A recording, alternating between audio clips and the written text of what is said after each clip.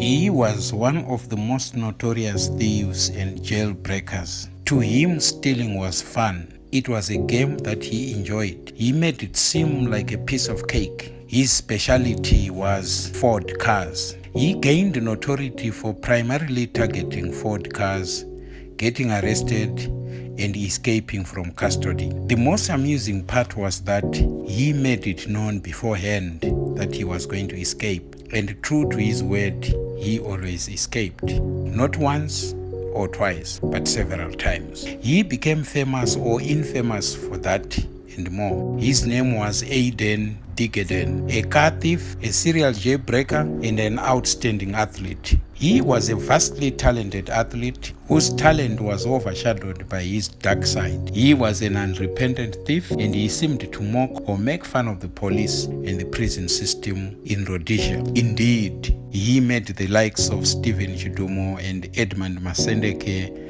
look like mere amateurs. He had an outstanding record of escaping from prisons in southern Rhodesia, in South Africa, and in Zambia. He respected no borders. He respected no boundaries. The serial jailbreaker clearly respected no boundaries, no law. He did it for fun, and he did it meticulously. When was he born? What was his background like? Did it have anything to do with what he eventually became? A perpetual jailbird who mocked the system. Aiden Diggeden was born in 1939 in Bulawayo, and he did his primary there before proceeding to Chaplin High School in Gweru. Chaplin High School was a prestigious school then. It is at this school that Ian Douglas Smith, who was later to become Prime Minister, also did his education. It appears that stealing was in his blood. At a tender age, he was a thief, even at school. In 1962, he was sent to prison for stealing 5 cars. All of them were Fords.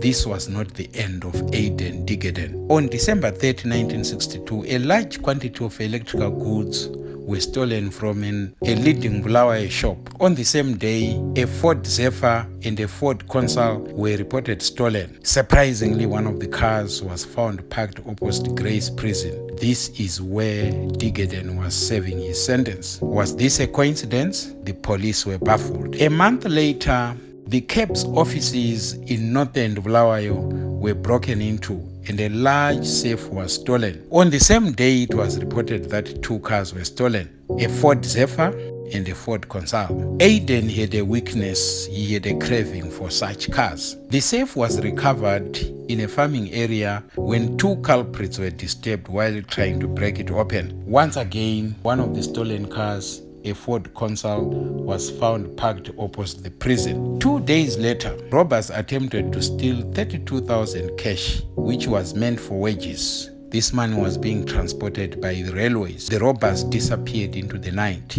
However, afterwards, the police found a stolen Ford car next to Mpopoma siding, while another Ford was found near Grey Street Prison.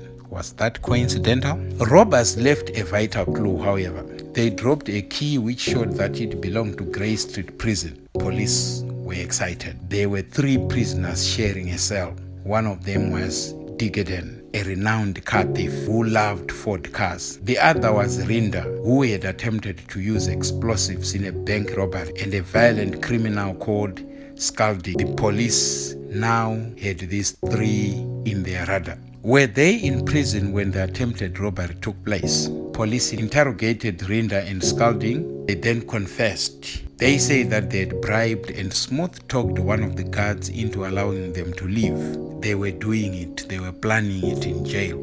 Aiden Diggeden was now afraid of a new trial while still serving. He then planned to escape. A mass breakout was his ideal plan. Diggeden and his friends escaped, but the rest surrendered and were taken back into custody. Rinda and Scalding gave themselves in, while Diggeden simply vanished into thin air.